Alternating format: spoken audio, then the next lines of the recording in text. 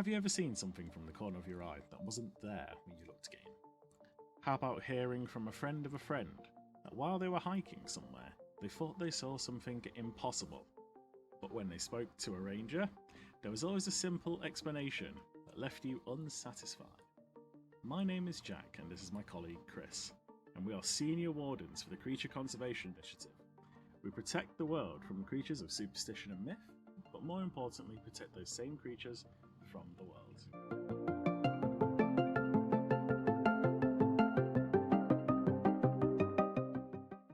Hello, people. How are you doing today? It's lovely to see you all back. I know there's hundreds of thousands of millions of you, I'm sure. I can hear the chants right now. The crowds outside the window every time I'm recording. How did they find your house? I don't know. Maybe I shouldn't have put the sign up in front of the door. It's a damn dating profile again. It is. I mean, people have to find me somehow. Well, apart from that, how are you doing today, Chris? Well, just fighting off the crowds, but other than that, I'm doing fantastic. It's temperatures are down from literal hell to livable, so that's all I want from life. Not over here, not in the UK. They are literal hell again. Oh, great. Hopefully it's heading your way. I think it came from our direction, so you get to deal with that from now on, and I never again. Damn you. Oh, God damn you. Well, good thing we're not traveling around the world all the time where weather changes constantly for us. Yeah, well, the CCI have been difficult with me this last couple of weeks, seeing as they sent me to the Philippines rather than anywhere else. So you know what? It's been pretty consistent weather-wise for me. All right. So, what did you do in the Philippines? I'm gonna assume it's the topic of the episode today. Yes, it has been the topic of the episode today because it's partly horror, partly just very funny to me in some way, and I'm kind of wondering if I'm a bit weird as a result of that. Yes. Amazing. Yeah, today we are talking about a Filipino creature of superstition and myth. Today we're talking about a Filipino.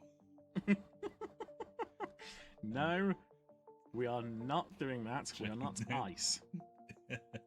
Yeah, thankfully not even in not. the same country. Yeah, they can't get us here, hopefully. Well, no, we're talking about a creature that is a evil spirit, or known in the myth, or also known as a Filipino aswang.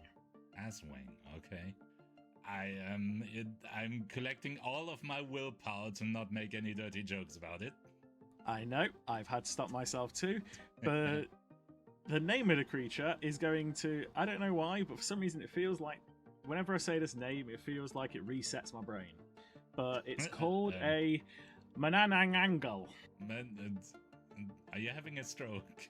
But I thought it was called the Aswang.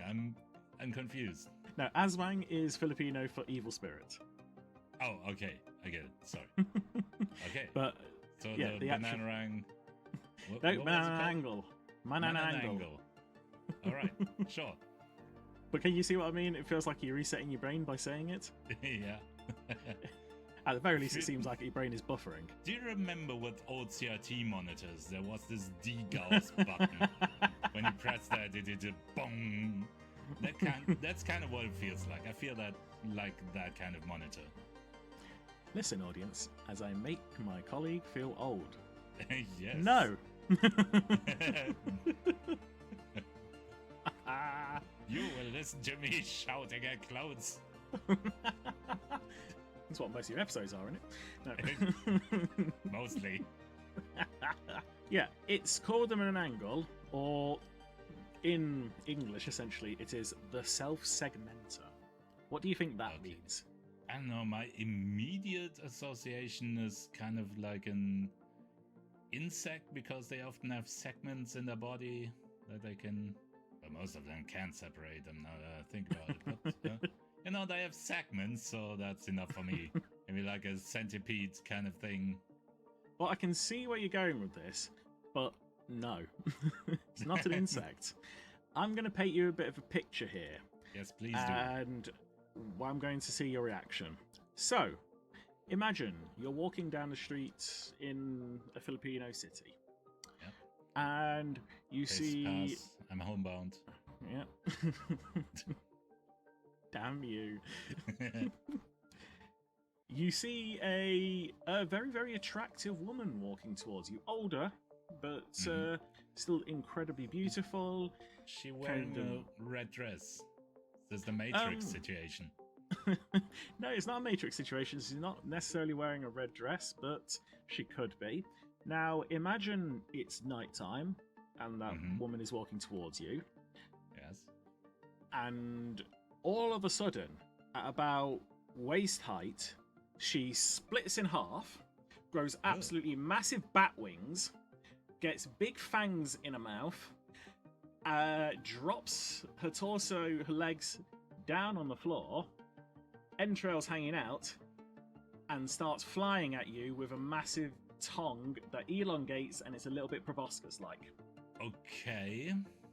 That, I mean, it sounds a little bit creepy, but then again, people have told me I have to stop being less picky if my dating efforts are supposed to be any more successful than it have been, so... Okie dokie. Listeners, I was not expecting to have to say this. If this happens to you, Chris, no. It's not a compromise.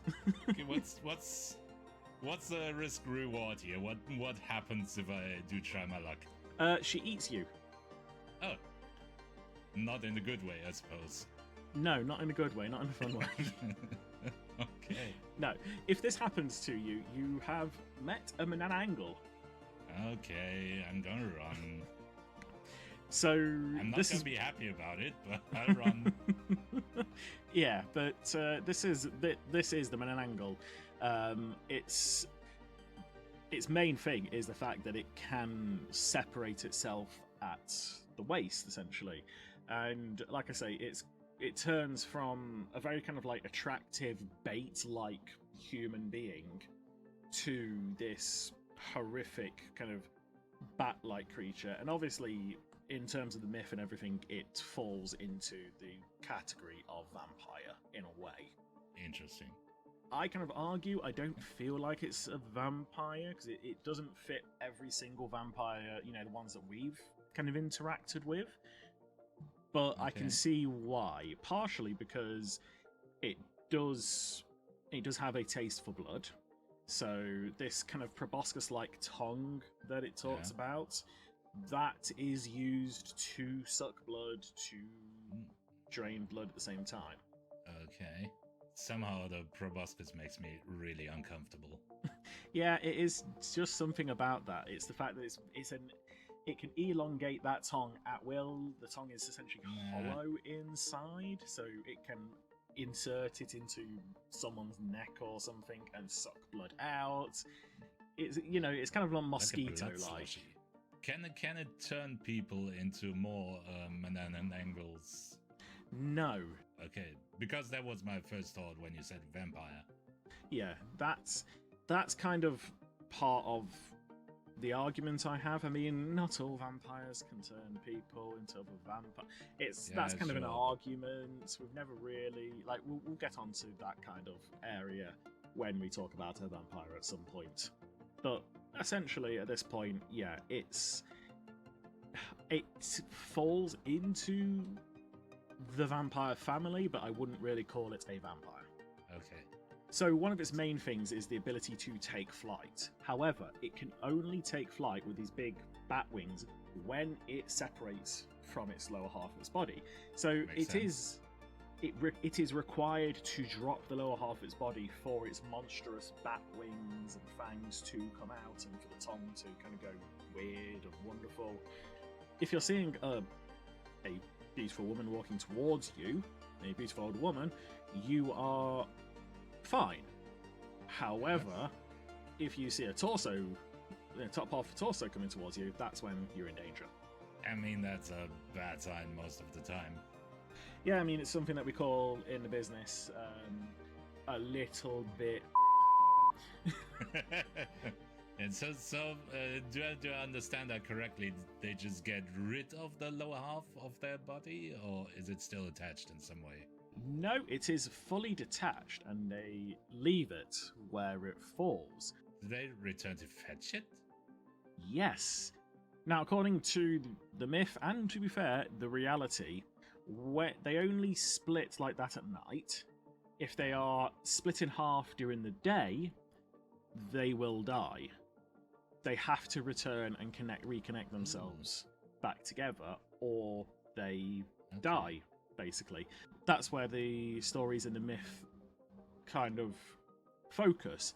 You know, in the stories, the way in which it is defeated is the hero or the heroes prevent it from being able to reattach itself back together. Therefore, sun comes up, it dies. This whole thing reminds me of another creature I've heard about. I don't think we've made an episode on it. From Thailand, it was a krasu, but it separates at the head. But other than that, it sounds kind of similar. Yeah, I wouldn't be surprised if they are quite similar. You know, myths and things like that will cross over. They're not a million miles away from each other, so yeah. At least I don't think they are. I'm not a geography buff. I don't think so. So this is one of those areas where the myth and the reality do kind of collide, and it is real. When we have to deal with Manananggal, we do try to separate it from its lower part of its torso and try and get rid of it that way. If we have to, again, like I've said many times, we try not to kill creatures, but sometimes if there are too much of a nuisance, we will have to eliminate them. Sure. Where the myth goes a little bit weird, and I personally don't see why it goes this way, but it just does, is that apparently it likes pregnant women, which I can believe. Of course. Maybe it's something to do with the richness of the blood, maybe it's got something to do with that. It does seem to go for... It's a snack inside a snack. Simple as that. It's like, you know, when you're eating crisps and the ones that are folded over on themselves, they're better than the normal ones.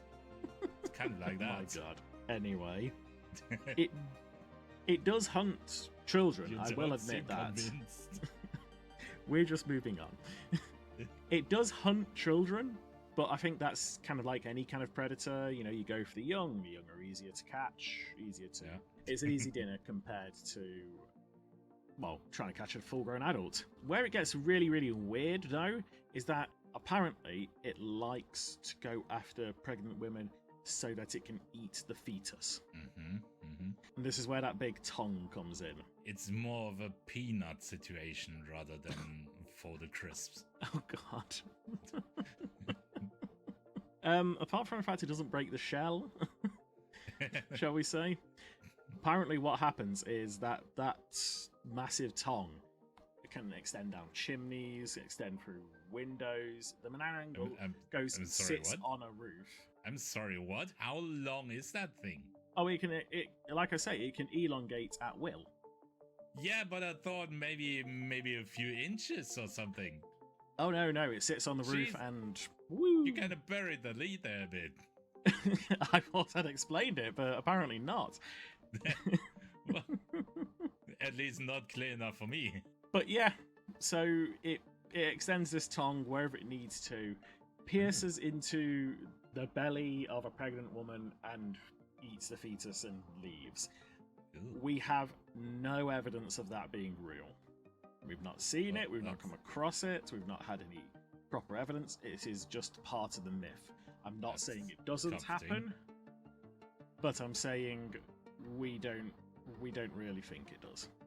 Okay. You'd think it's more a explanation for stillbirths, maybe something in that I suspect vein.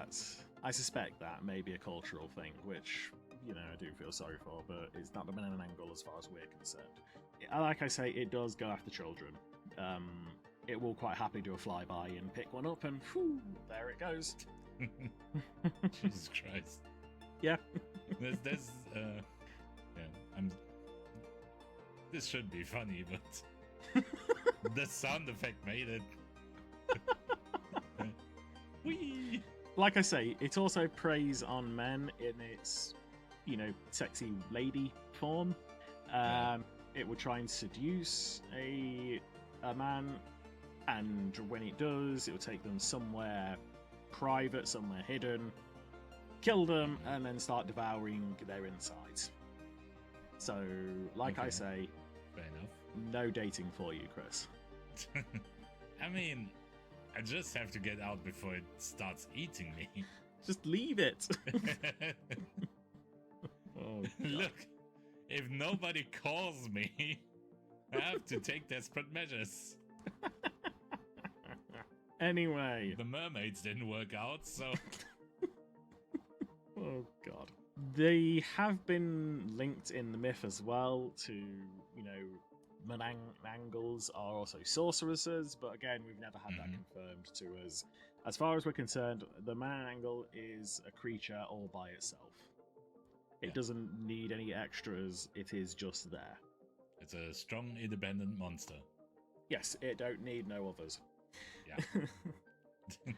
But like I've said already, sunlight is deadly to them, but only if they are split in half. If they are completely whole, they can move around in sunlight. So it's kind of left our researchers to wondering if somehow like their insides are like UV sensitive, but the hard outer shell or something prevents it. Possibly? We're not sure, but either way, that is how you get rid of them. I mean, have we ever checked if our insides are UV sensitive? I mean, by the time we get the opportunity to check that, it's probably low on the priorities list. Exactly. But maybe it's just a normal thing. Maybe. Yeah. God. So, again, like I've said already, in stories, if you want to prevent the Manananggal from coming back, if it's being a nuisance in your area, then you do things to prevent it from reuniting with its lower half before sunrise. And that can include using things like garlic or salt or any of those kinds of things to try and if you basically cover if you find its lower half and you cover it in garlic or salt or anything like that, season it really nicely, maybe get a bit of oil. If you then leave it, when it returns to reunite with its lower half, it can't reconnect, and consequently, come sunlight, gone. But there are ways in which you can wash that off. No, according to the myths, it just can't seem to touch it. Well, that's rough. Yeah, I would agree with you. Why can't it just wipe it off? Why can't it just wash it off? Why can't it take it to a local stream or something? Yeah. But no, this seems to be the way in which to stop it. And if you want to discourage a Manananggal, and this does work, from kind of coming to your home or coming to your area or coming to your place of work or anything like that, you can burn rubber, leave open containers of salt, leave ash or uncooked rice lying around, and you will prevent it from coming back. Okay. Well, it will leave your area alone, basically. That seems suspiciously easy. I mean, how much uncooked rice, ash, or salt do you have that you can just pour it all over the place? I mean, you said I have to leave it around. You didn't say I need 3 tons of it. Yeah, but if you're trying to prevent it from, say, coming into a city area or something like that, or coming to a town, what are you going to do? Just prevent them from coming to only your house? Just looking at your neighbours getting eaten by a Manananggal, just going, ha ha, you don't have any rice? I don't know, that's how it sounded. I thought I'd just leave a bag of rice in the area and I'm fine. How else is it supposed to work? But again, it's better to prevent rather than have to go and prevent it from connecting up to itself again. Sure. But that kind of brings me onto my story of what I did last week. Of course. What did you do? Did it involve garlic and salt? Yes, actually, to a certain degree.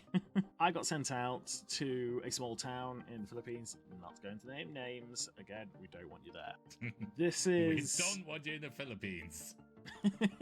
Just in general. It was having an issue with what was very clearly a Manananggal kind of attack, whatever you would like to call it. You know, a few people dead, very obvious kind of sightings, that kind of thing.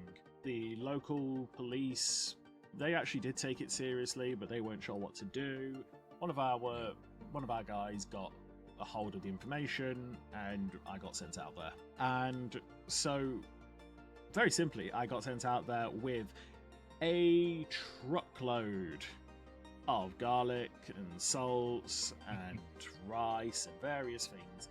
And I had to spend basically about 2-3 days just kind of putting it in places all around this town that's unnoticed, shall we say. Because obviously the last thing I want to do is put out rice and have someone go, "Oh, rice. I'll take that," and take it home for their dinner. I wouldn't blame them, but it's not going to help them in this situation. I mean, other than that, does it attract rats and stuff? I'm not sure what rats eat, but rice seems like a thing, maybe? Yeah, but I'm not going to lie. I'd rather deal with a rat than a Manananggal. True, but if the rats eat enough rice to make the Manananggal come back... Yeah, but, you know, we have one thing or another. One of the things we do have is garlic spray. So, yes, I did have raw garlic. Garlic spray isn't quite as effective, but you know what? Spray enough around, it's good. But I thought we'll just go with a whole. Is this whole thing just an elaborate ruse for a company barbecue? You weren't invited. I knew it! God damn it! No. It's just what we had in stores around the area. We didn't have enough rice. We didn't have enough garlic. We didn't have enough spray. You know, it's not easy to just buy a town's load of all of that stuff right there. So we cobbled together what we have. So for the first couple of days, you know, I was moving around, just kind of spiriting stuff in various places, sending the team off to go and, you know, put everything in, again, other places, just hiding it all over this small town. I'm imagining you like a reverse burglar, just sneaking around and depositing rice everywhere. I wasn't quite breaking into people's houses, but I left a few in, you know, like above doors and things like that, you know, just like a small bag of garlic or something. I was having fun with it, you know, like garlic Santa. I believe it. I wish garlic Santa came to my house. Yeah, after about 2 days, we'd covered most of the approaches to the town. As far as our information was concerned, you know, we're talking, they shouldn't have been able to get anything in. So we were just doing another kind of walk around, just making sure that no one had found any of this stuff and taken it, and, you know, leaving a hole open or anything like that. And we got one of the guys on the team found a bit of a, I don't want to say a warehouse, more of like a storehouse, I would say. You know, not quite as big as a warehouse, but still used for storage, that kind of thing. When he went in there, apparently it was just something about the smell really got to him. Like, he wasn't happy about it. So he called me over. This was about 11 o'clock at night. Yeah. And so I came back to the storehouse, went in, and yeah, there was a proper pungent smell of, like... That's the garlic. Hey, we brought good quality garlic. But it was a proper pungent smell of, you know, like kind of like rotting meat. So nothing nice. Yeah. So I have to admit, actually, I went back to the car and got like a gas mask on, only like a half face one, you know, the kind of thing, just that. But it was nasty. It was nasty.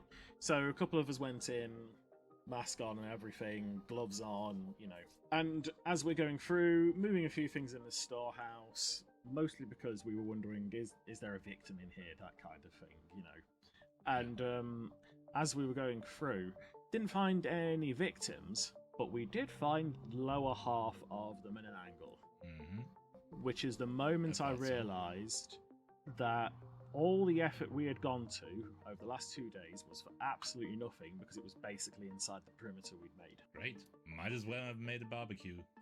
Might as well. So at that point, I was kind of wondering, what do we do now? Going through, all the things I know about the Manananggal. Called in to, called back to HQ.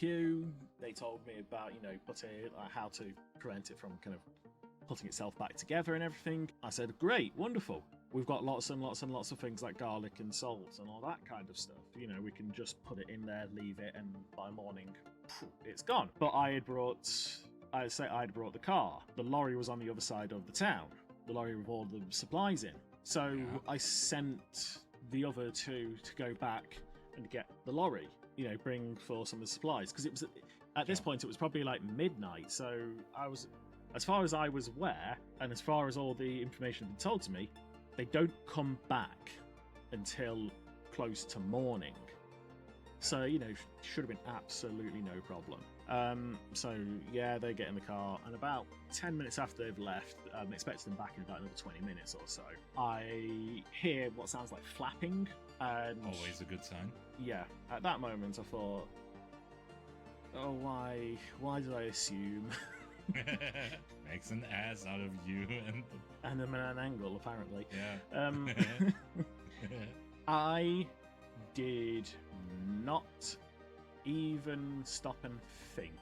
I grabbed this torso, like this lower half, and just started booking it out the door.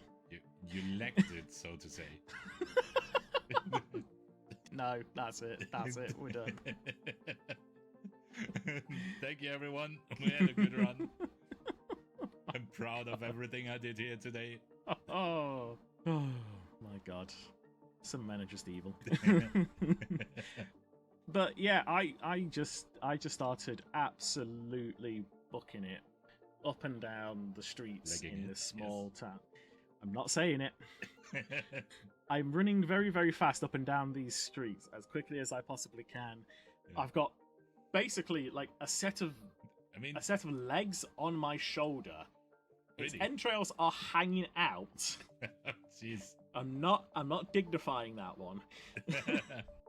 It's running along. I'm getting covered in gore because this creature is just disgusting. Fast. Having 4 legs at that time. I hate you. I hate you. And I'm just running as fast as I can. I can hear flapping behind me still. I'm thinking, oh my god, it's going to catch up with me. I'm just looking for anything. I'm looking to see if there's like any grit salt or anything like that laying on the side of the road. Then I remember it's the Philippines. I don't really know. Number one, I don't really know what I don't know if the Philippines have grit salt containers. I don't know if they need grit salt containers, let alone if they did. Not. I wouldn't know what it would look like. And I think I've got something literally on, like, right behind me. I've not looked behind me at all. So I am just running. I am running for half an hour with these legs, absolute straight, until finally the lorry comes. It just happens to come along near me. You went the extra mile. Oh, God. Anyway, our lorry with materials just happens to be coming down the same street as I am. They've got main beams on. They are looking at me. I am running towards them down the middle of the street with like a pair of legs on my shoulders, with entrails hanging out. Terrified look on my face. They drive past me. As they drive past me, all I hear is a massive thunk as they hit something that was behind me. At this point, I'm thinking they've hit them in an angle or something like that. But this is my team. I don't know if that's going to deal with it. I don't know if that's even going to hurt it. So I kind of like drop the legs on the floor, turn round, try and, I've got like a stun gun on my, a taser essentially on my hip. So I'm getting a taser out thinking, does this do anything to it? I'm trying to think of anything that I've possibly got, like UV light, see if I can scare it off that way. As I turn round, my 2 fellow agents are getting out the lorry. And as they get out the lorry, they seem really, really relaxed about everything. And they start walking towards the front of their lorry. And I'm thinking, what's going on? they are trained agents. These guys are experienced. They should know this is not a stay relaxed kind of situation. This is a Yes. keep yourself on your toes. So I go running over to them to check on them and make sure that they're okay. And as I walk round the front of the lorry, what I see is they've hit a bird. I was running around with essentially half a corpse on my shoulder because I heard flapping behind me and assumed. And what it was apparently it was a carrion bird, and the entrails were really, really interesting to it. I was idiot. gasping for air.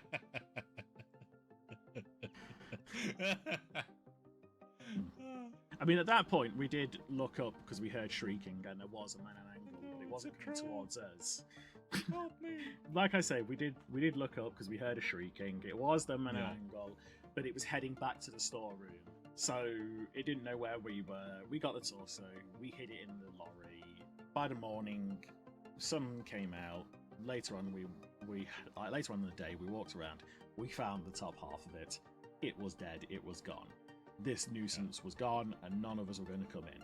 But yeah, so that's the story of how I spent half an hour running away from carrion bird. I mean, I've got to commend the bird on following you that long. Must have smelled really delicious. Yeah, I can only assume that this was a really, really tasty set of legs. Yeah. But anyway, Chris, do you know where our audience might be able to find a tasty set of legs? Well, you can call me for once. If that's Stop not it. your thing. Stop it. If that's not your thing, we also have a Discord, which is linked in the episode description, and you could go there and, be kind about it.